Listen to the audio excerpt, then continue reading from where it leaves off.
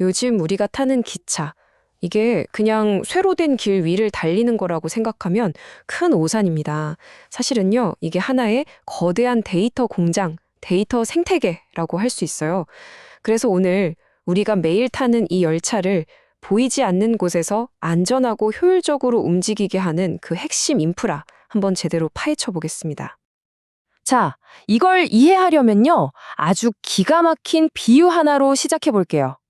철도 네트워크를 우리 몸, 살아있는 유기체라고 한번 상상해 보는 거예요. 이 문장, LTER이 신경이라면 IPMPLS는 그 신경들을 연결하는 척추다. 이게 오늘 이야기의 모든 걸 담고 있다고 해도 과언이 아닙니다. 생각해 보세요. 요즘 기차는요, 그냥 달리기만 하는 게 아니에요. 바퀴 달린 데이터 공장이나 마찬가지입니다.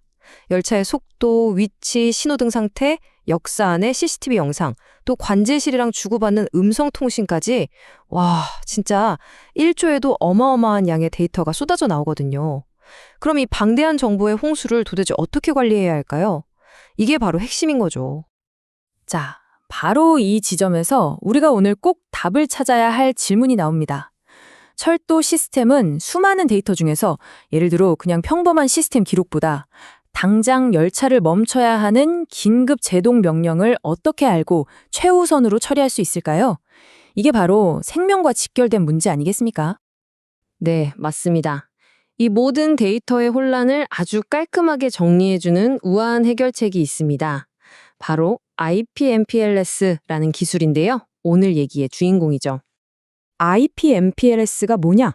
이걸 아주 쉽게 설명해 드릴게요. 우리가 자동차 여행을 떠난다고 상상해 보세요. 예전 방식은 뭐냐면 교차로가 나올 때마다 차를 세우고 지도를 펼쳐보고 어디로 가야 하지? 이렇게 일일이 확인하는 거예요. 근데 MPLS는요.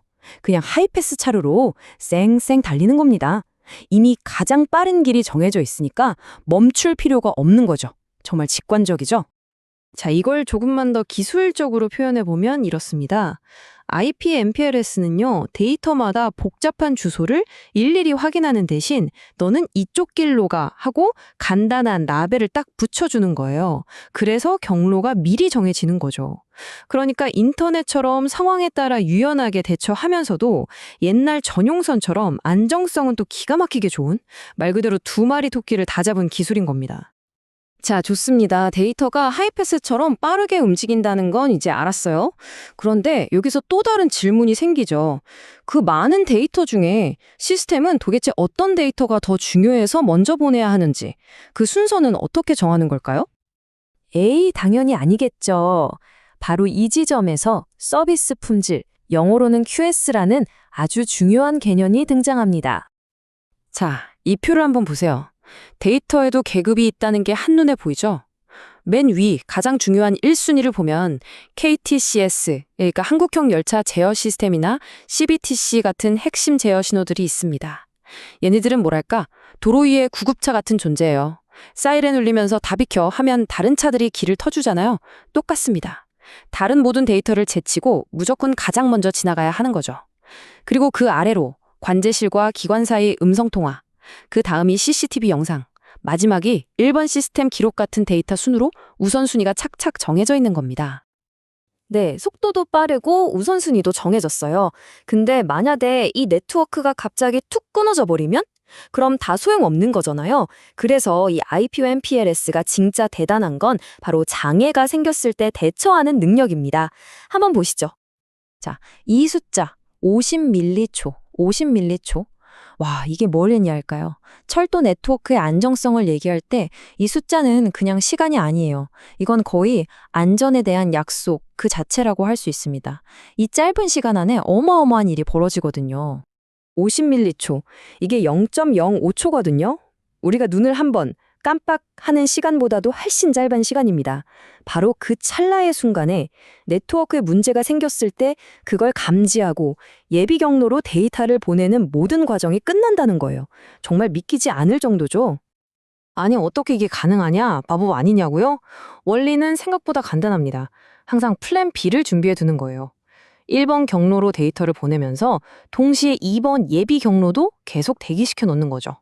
그러다가 주경로의 상태를 계속 감시하다가 뭔가 문제가 생겼다 싶으면 0.01초도 망설이지 않고 바로 예비 경로로 트래픽을 돌려버리는 겁니다. 정말 똑똑하죠? 자, 그럼 이렇게 대단한 기술이 그냥 연구실에만 있는 이론일까요? 천만에요. 이건 이미 우리 생활 아주 깊숙한 곳에 들어와 있습니다. 우리가 매일 이용하는 출퇴근길, 바로 그곳에서 우리의 안전을 조용히 지키고 있다는 거죠. 이 그래프를 한번 보세요. 차이가 정말 극명하게 보이죠. 예전에 구형 네트워크는 문제가 생겼을 때 복구하는데 몇 초씩 걸렸어요. 그 몇 초 사이에 무슨 일이 벌어질지 아무도 모르죠. 그런데 IP/MPLS는 50밀리초, 0.05초 안에 모든 게 정상으로 돌아옵니다. 이건 단순히 좀 빨라졌네 수준이 아니에요.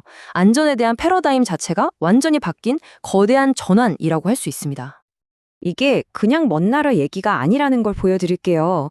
우리가 타는 고속철도 SRT, 그리고 앞으로 개통될 수도권 광역급행철도 GTX-A 노선, 또 서울 지하철 9호선, 부산 김해 경전철까지 바로 이런 주요 노선들의 심장부에서 바로 이 IP/MPLS 기술이 뛰고 있는 겁니다.